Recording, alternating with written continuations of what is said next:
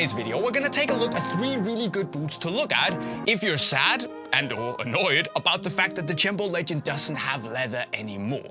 Because after seeing some people on the internet being slightly annoyed about the fact that Nike was celebrating 30 years of the Tiempo with a boot that has no actual leather on it, I figured it would be a good opportunity to take a look at 3 other really good leather options that you can consider if you miss your leather legends.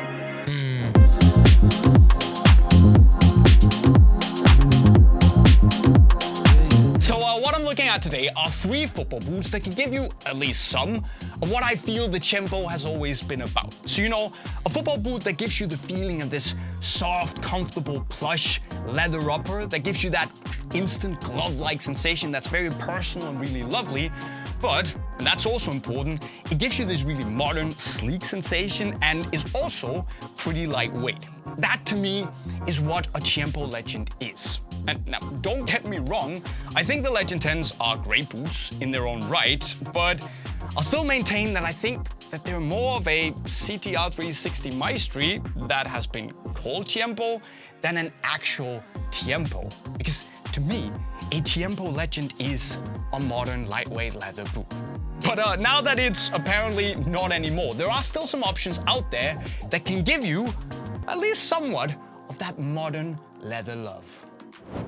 Now, the first option is probably also for me the most direct replacement of the Tiempo Legend, which is the Adidas Copa Pure 2 Elite KT. So basically the old Pure 2 Plus. Which, I mean, you could argue that it is more of a Tiempo than the actual Legend 10 itself. So think a bit about that. But what you get here is a boot that has this lovely, lovely fusion skin upper, which is basically a calf leather forefoot that's then been stitched together with a knit midfoot and then it's been coated up to actually feel like it's just one upper material. So that's pretty nice. But this calf leather forefoot it's just straight up ridiculous. It's so soft, it's so pliable, so plush, and it just feels amazing straight out of the box. I mean, the step-in comfort from the get-go is just there. It has this slipper I've worn for 7 years kind of feel when you just step into it, and you feel at home. And the good thing is that it also feels pretty modern. You can see it's got a low pointy toe box. The leather's relatively thin, but still maintains that lovely, unique leather padding to it. And if you go with what I prefer, the Elite KT with that knit heel, it gives you that very snug, streamlined feel in the heel as well. Obviously, there's also the regular Elite right here with a more traditional heel shape and the U-throat, if you're into that. Also a brilliant option, but I just like this to be slightly sleeker and more snug around the heel. 215 grams, so also pretty lightweight, very acceptable, and honestly, it's just a football boot that's really hard to hate on. And honestly, have made me forget about my sadness of the leather not being Legend anymore and the other way around. You know what I mean? But of course, there is also the New Balance 442 V2 Pro, which is a wildly interesting football boot, I think, because it wants to do many of the same things as the Copa Pure 2, just at a significantly lower price, with maybe also, to be fair, slightly lower quality. But with that said, I still think it's a much, much better football boot than the €150 price suggests. So what you get here is also this really lovely, impressively soft and pliable leather forefoot, and then a synthetic midfoot and heel. And I know that on paper it doesn't sound like the best, but actually, because of this leather forefoot here, it's wonderfully soft. It feels really good. It's on the thicker side compared to the Copa Pure 2s, and you get obviously the quilting, making these little, I would say, soft, plush pockets of leather that just feels really good on the foot, but it's still thin enough to feel sharp on the ball, and because it is low and pointy, it also never feels chunky or clumsy. And in general, the fit is pretty secure and pretty good. Now, of course, you can feel that the materials, especially from the midfoot and back, they are less premium than on the Tiempo Legend Elites and the Copa Pure 2s. But on foot, I'll be honest and say that it made less of an impact than I thought it would. Also, they're impressively light, around 200 grams, and I would say that, no, this is not a direct Tiempo replacement, but it does many of the things you'd expect from a Tiempo at €100 less. So, yeah. It's in my top 3 of the best value for money boots that you can buy right now, especially if you loved Tiempo and leather. But I also don't think we should forget what is probably, it is my favorite modern leather boot. That might not be the most one-to-one replacement for the Tiempo, but it's still just fantastic. The Mizuno Morelia Neo IV Beta, where both the Japan model, which is obviously the Rolls-Royce of football boot, but also the Elite models are very, very good, if not great. And I think it's one of those boots that Adidas looked at when they made the Copa Pure 2. So it has this knit and mesh midfoot and the softest, most pliable, thinnest kangaroo leather forefoot you can imagine. Meaning that while it's, it's definitely more speed oriented than the Tiempo Legend, meaning that you get a tighter, more narrow fit, especially in the midfoot, and this more snug sensation on your foot. But that doesn't mean that it's any less glove-like when you get it on, because this forefoot is sensationally soft. And while it is thin and the boot does feel a bit more minimal, you still get that lovely soft elegance on the ball in the Neos that you would expect in the Legends as well. So yeah, slightly different vibe to it when you wear it, but I still think that it's such a good balance between having lightweight, feeling on your toes, and then getting the comfort and the touch of leather all in one package.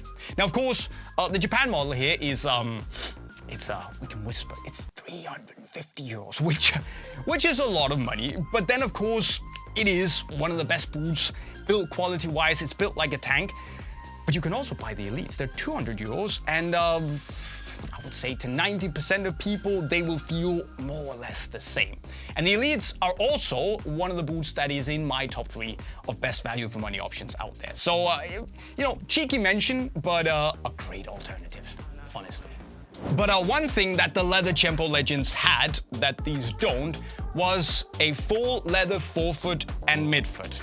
And well, you won't get that here, so there's that. And if you really want that, well, you could take a look at some of the classics. Diodore Brazils that they need a bit of breaking time, but actually soften up really well. There's also, of course, the classic, the Copa Mundial, and of course also the Mizuno Morelia 2 Japan, which is one of the best built leather boots I've ever tried. And while it is really impressively light, it shares what's common for all of them in the sense that the shape is just a bit more traditional, and also the outsoles are just more classic, a bit more chunky and with conical studs only. So, if you want more leather on the upper, you can trend that way.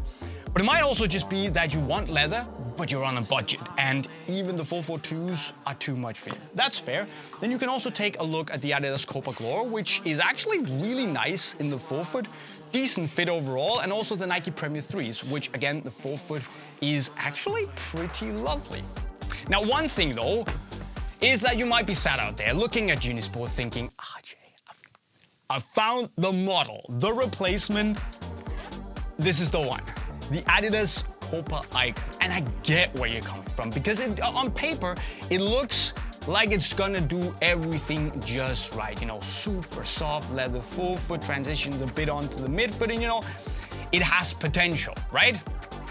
Well, yeah, but it doesn't live up to it. The problem is that it is super comfortable, it's very plush, but it's also just thick.